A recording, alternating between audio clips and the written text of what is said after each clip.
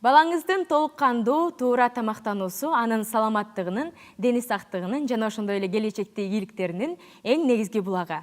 Кутмандуу күнүңүздөр менен сүйүктүү телекөрүүчүлөр, ЛТР телеканалында Туура тамактаналы теледолбоорунда сиздер менен сиздин жана үй бүлөңүздүн ден соолугу жана туура тамактануусу тууралуу кеп козгоп талкуулай бермекчибиз. Эске сала кетсем, мындан мурдагы чыгарылышыбызда эне сүтү жана ошондой эле эне сүтүнүн бала жана эне үчүн болгон маанилүүлүгү тууралуу адис менен талкуулаганбыз. Ал эми бүгүнкү көрсөтүүбүз балага 6 айынан баштап кантип кошумча тамак берүү керек.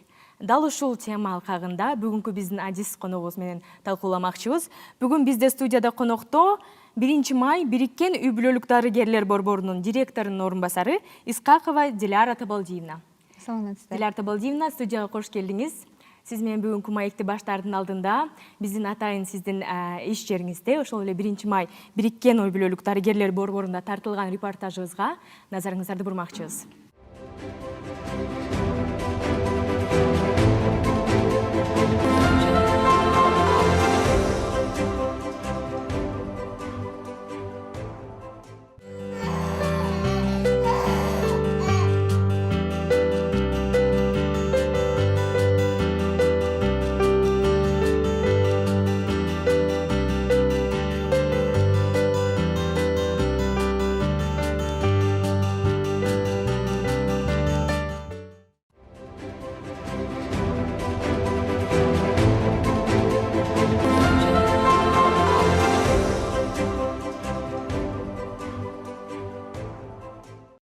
Урматтуу Диляра Табалдиевна, бүгүнкү биздин темабыз кошумча тамак берип баштоо.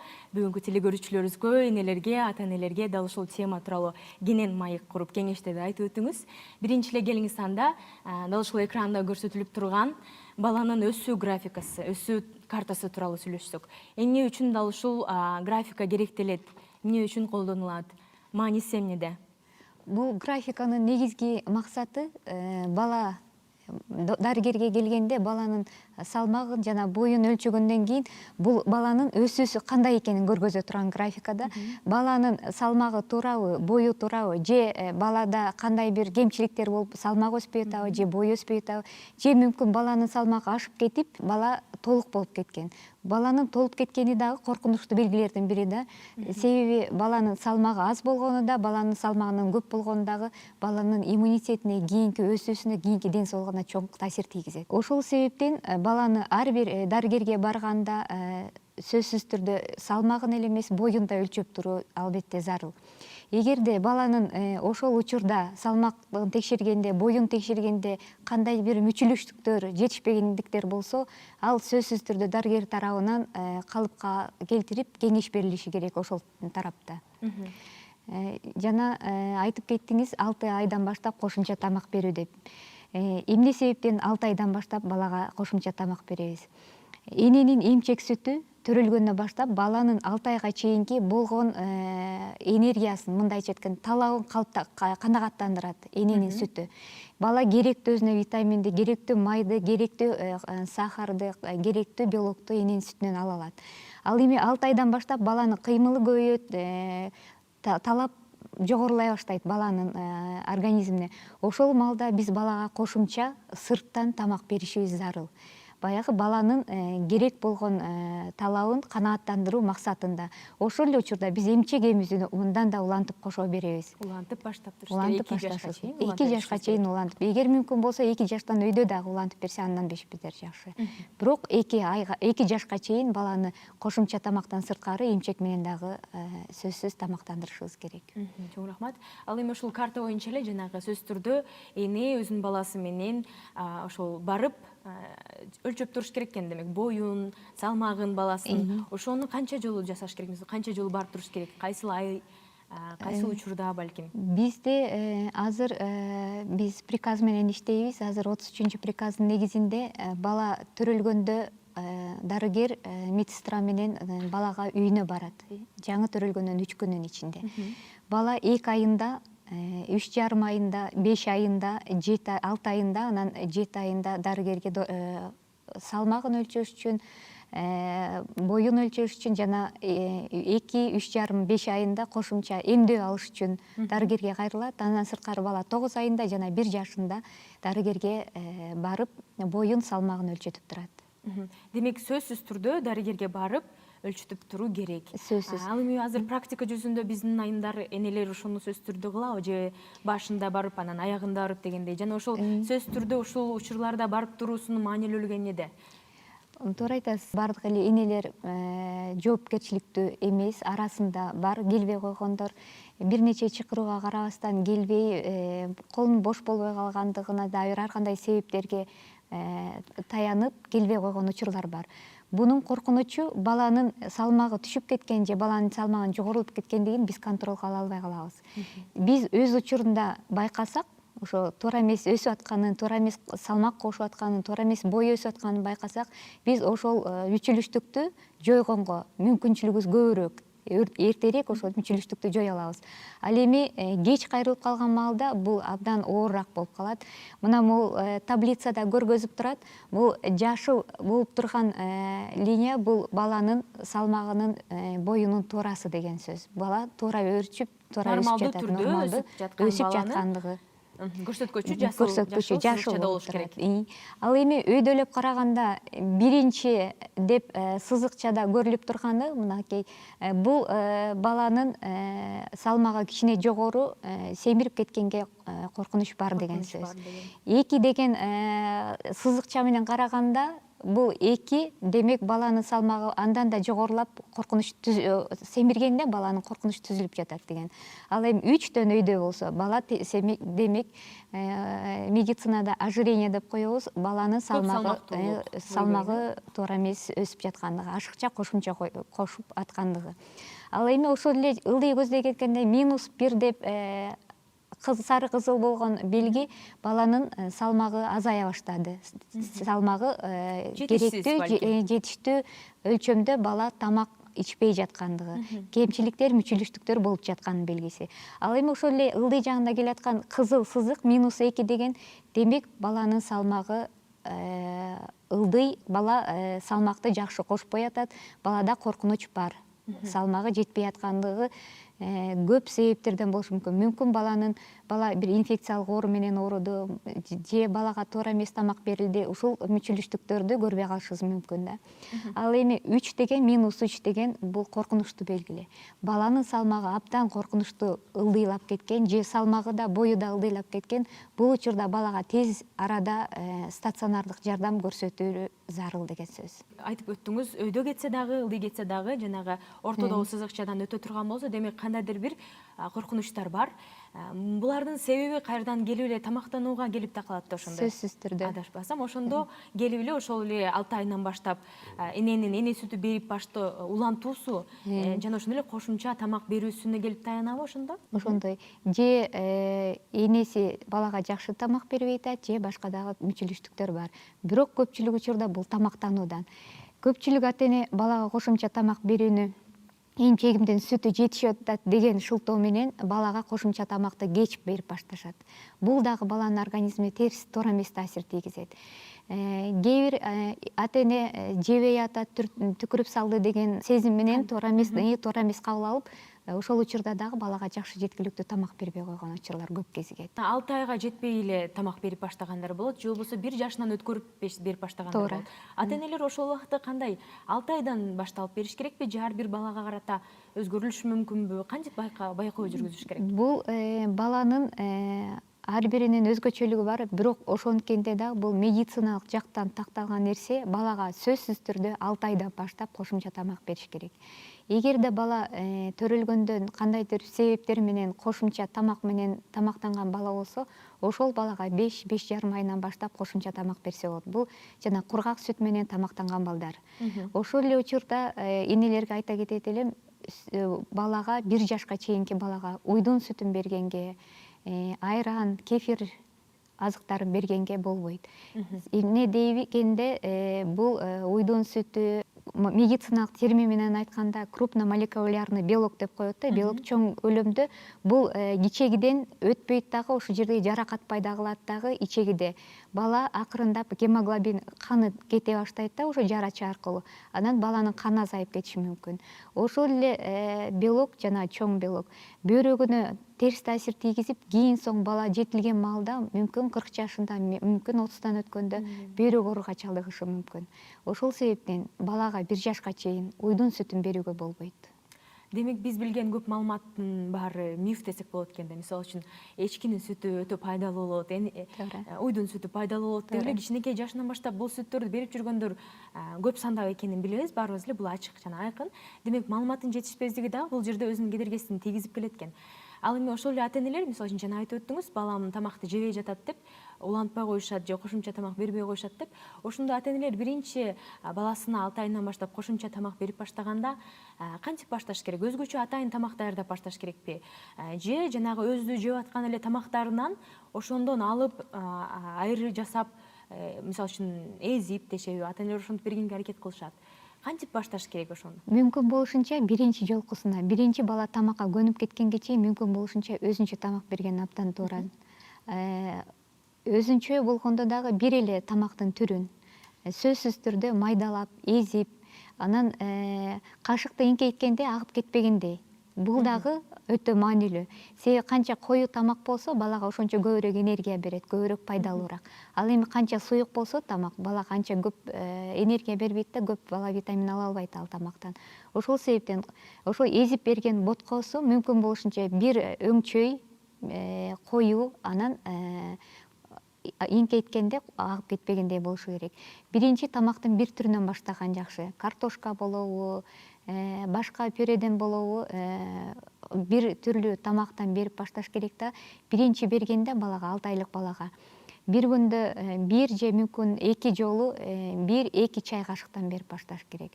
Көпчүлүк бала ирмеп ала албайт тамакты. Ошон үчүн тилине жакын берсе, бала ирмеп ала албайт дагы, оозунан чыгарып салышы мүмкүн.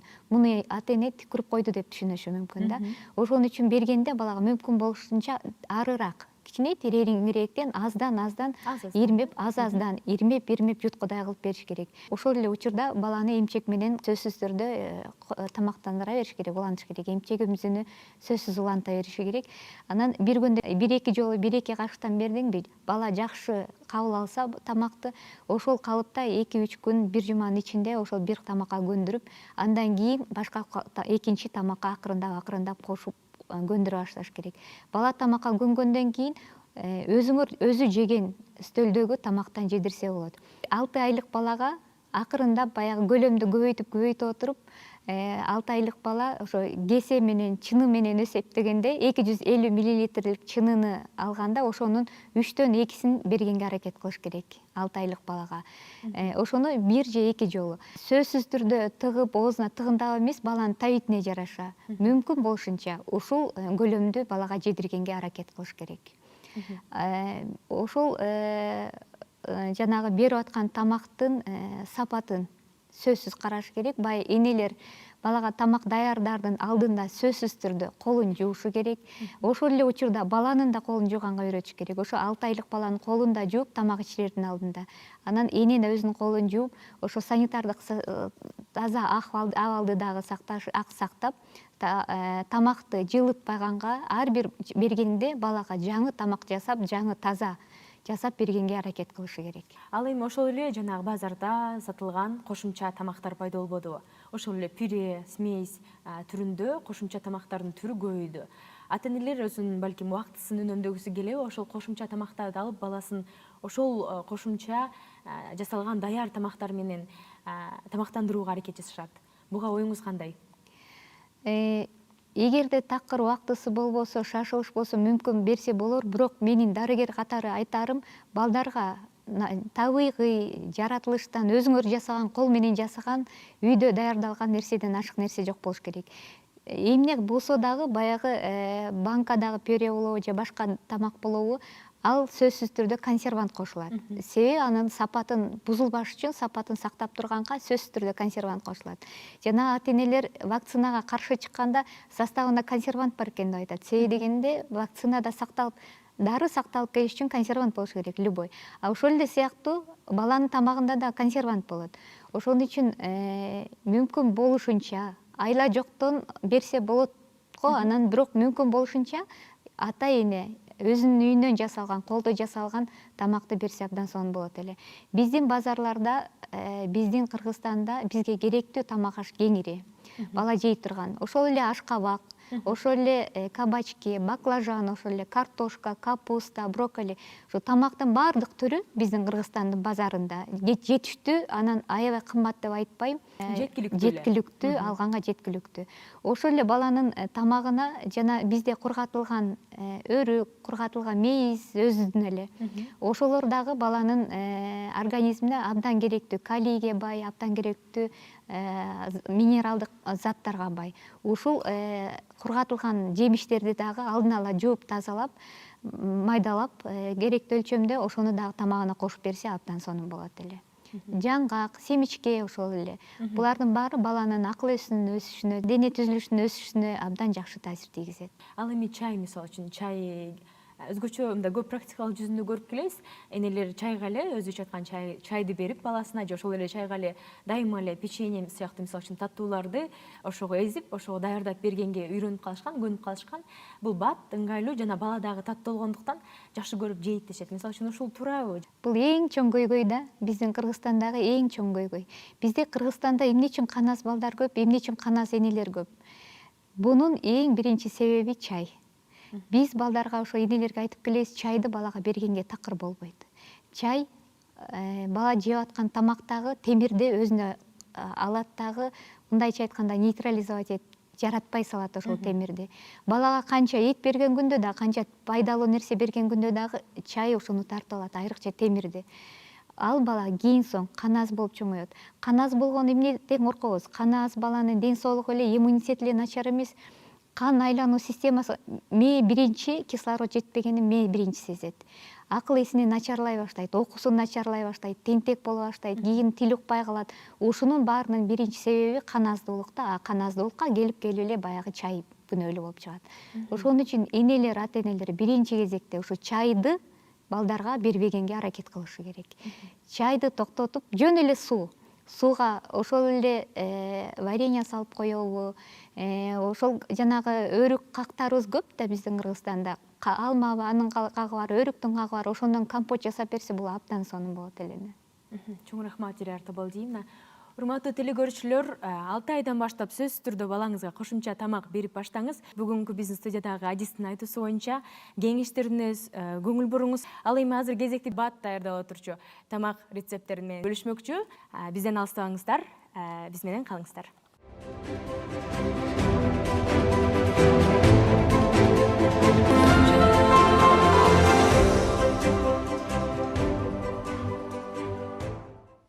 Саламатсыздарбы, урматтуу телекөрүүчүлөр. Мен Муратбек кызы Махабат, Кыргыз техникалык университетинин коомдук тамактануу азыктары технологиясы кафедрасынын окутуучусумун. Жана жанымдагы 3 курстун студенти Утурменова Каникей.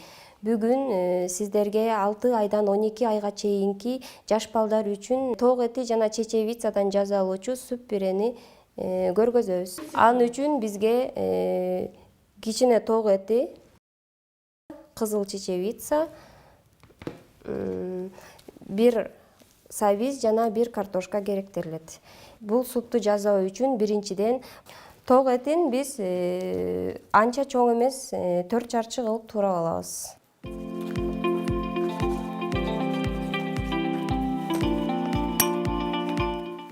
Бизге керектелүүчү ток эти даяр. Эми картошка менен сабизди даярдап алабыз. Анын үчүн картошка менен сабизди арчып, жууп тазалап жана сабизди сүргүчтөн өткөрөбүз.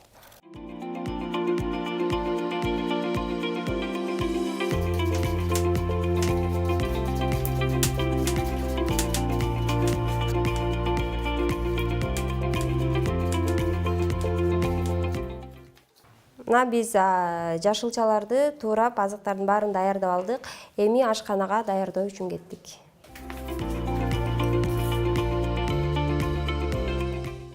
Эми бышырууга киришебиз. Биринчиден ток этин кастрюлга салабыз. Үстүнө 400 грамм муздак суу куябыз. Сууну куюп, крышкасын жаап, кайнагычакты күтөбүз.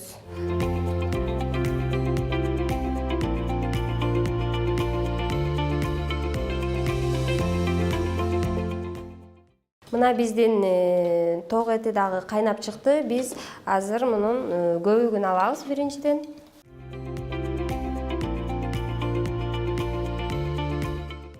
Мына биз көбүгүн алып алдык. Эми буга астын ала даярдалып алган сабизди жана картошканы салабыз.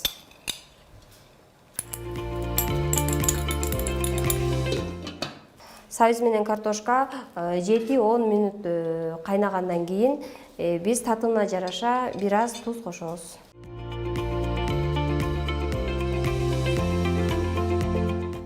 Биздин даярдалып аткан шорпобуз бышып атат. Картошка менен сабиз бышкана калды. Бул кичинекей балдарга арналып аткандыктан биз буга аз гана туз кошобуз. Астын ала жуулуп тазаланып алынган чечевицаны кошобуз.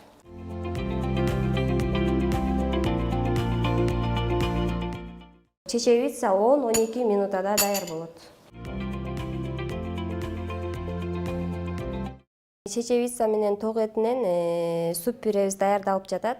Ал даярдалгычакты биз сиздерге дагы бат даярдалуучу пюренин жасалышын көргөзмөкчүбүз. Ал үчүн продуктыларды астына ала бышырып арчып алдык. Бөлүкчөлөргө бөлүп эзип алабыз.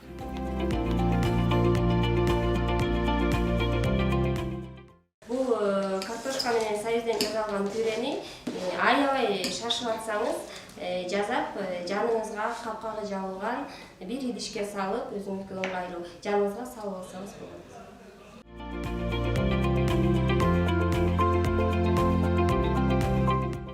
Пюре дагы чечевица сумундай эле бул дагы абдан пайдалуу. Кичинекей балдарга арналгандыктан туз дагы кошпой койсоңуз болот. Майда кылып, баарын бирдей кылып, балага кабагадай кылып эзип алдык. Биз эми ага сливочный масло кошобуз. 1 чай кашык кошсоңуздар болот. Суу майды эле кошсоңуз болот, бирок азыраак гана кошсо болот. Майды кошуп аралаштырабыз.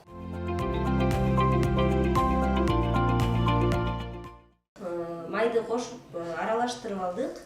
Эгерде сизге бул кою болуп турса, бир аз кичине жылуу сүт кошуп койсоңуз болот. Мына биздин ток этинен жана чечевицадан даярдалып жаткан шорпобуз бышты. Биз эми аны мындай блендер менен бирдей массага бөлтөктөрү жок болгончокту эзип алабыз. Если сиздерде блендер жок болсо, үйдөгү эле вилка менен же мындай шайман менен өзүңүзгө керектүү өлчөмдө тарелкага салып эзип алсаңыз болот. Мына биз пюребизди, супту эзип алдык.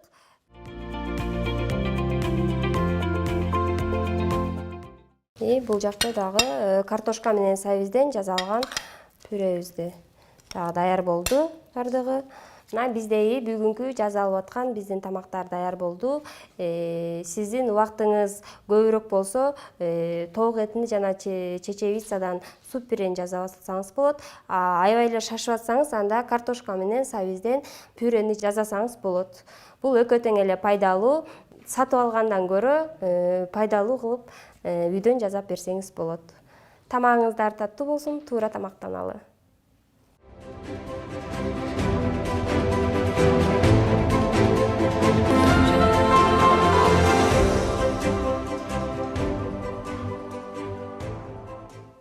Урматтуу телекөрүүчүлөр, бүгүн биз туура тамактаналы теледолбоорунун кезектеги чыгарылышында баланын 6 айдан баштап кошумча тамактануусу тууралуу кеп козгодук. Жана ошондой эле бүгүн студияда бизде адис, врач, педиатр Диляра Табалдиевна болду. Суранчанда акыркы кеңештериңизди биздин телекөрүүчүлөргө айтып өтүңүз. Урматтуу энелер, урматтуу аталар, урматтуу чоң ата, чоң энелер. Баланын ден соолугунун жакшы болушу сиздердин колуңуздарда. биринчи кезекте бул баланын туура тамактануусу. Бала бойдо болгондон баштап 2 жашка чейинки 1000 күндүк бул мүмкүнчүлүк 1000 күндүгү деп аталат. Ошол 1000 күндүн ичинде бойдо болгондон 2 жашка чейинки баланы кандай тамактандырсаңыздар, кандай чоңойтсоңуздар, кандай туура тамактандырсаңар, баланын келечекте ден соолугу ошого жараша болот. Ошол себептен мүмкүн болушунча балага 6 айдан баштап түрлүү тамак бергенге, төрөлгөндөн 2 жашка чейин мүмкүн андан өйдө эмчек менен эмизгенге аракет кылыңыздар.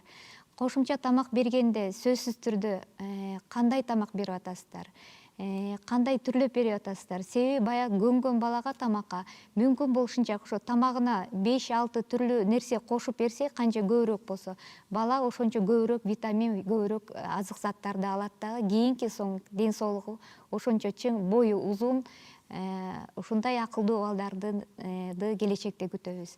Ошол себептен балдарга эт бериңиздер, балык бериңиздер, жашылча жемиш бериңиздер, чай бербегенге аракет кылыңыздар. Анан уйдун сүтүн, айранды бербегенге 1 жашка чейин аракет кылыш керек. Кайталап кетейин, 2 айында, 3,5 айында, 5 айында, 6 айында, 9 айында, 1 жашында, 2 жашында, 3 жашында, 4 жашында, 5 жашында сөзсүз түрдө баланы дарыгерге алып барып, салмагын текшертип, боюн текшертип туруңуздар. Чоң рахмат, Диляра Табалдиевна. Урматтуу телекөрүүчүлөр, балаңыздын келечеги үчүн, саламаттыгы жана дени сактыгы үчүн сөзсүз түрдө туура тамактануусуна көңүл буруңуздар. Жана ошондой эле өзгөчө 6 айдан баштап туура кошумча тамактандыруусуна көңүл буруп, жоопкерчиликтүү кадамдарды жасаңыз демекчибиз. Ал эми келерки чыгарылыштарда сиздер менен бирге 7 айдан баштап 2 жашка чейин кандай тамактандырабыз, кандай азыктарга бала муктаж, туура тамактануусу тууралуу кеп козгомокчубуз. Биз менен бирге болуңуздар. Амандашканча сак саламатта туруңуздар.